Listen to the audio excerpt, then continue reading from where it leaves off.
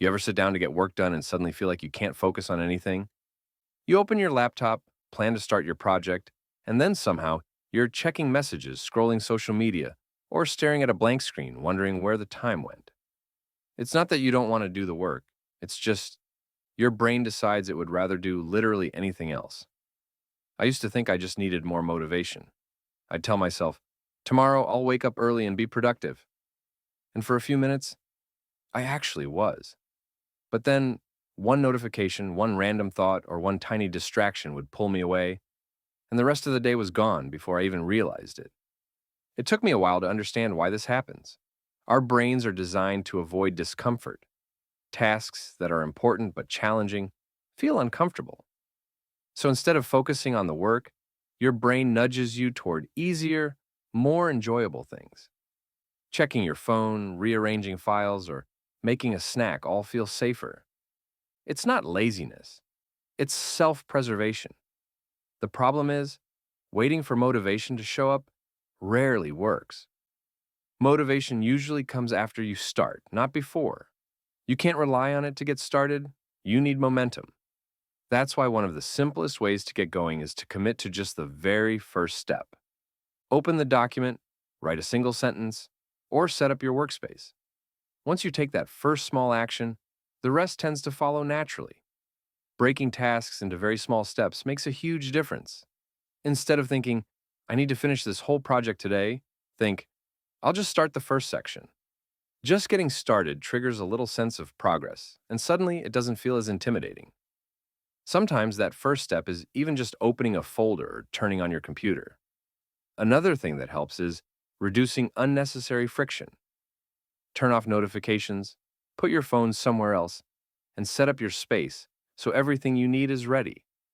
Small adjustments like these add up more than hours of trying to push through distraction. Sometimes it's also about forgiving yourself. If a day doesn't go perfectly, it doesn't mean you failed. Productivity isn't about being perfect, it's about creating consistent habits and slowly building momentum.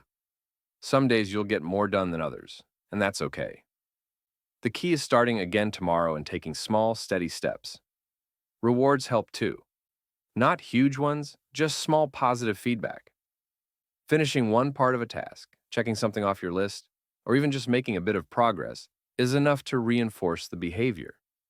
Your brain responds to that. That's why starting small works. The little wins build up and make it easier to continue.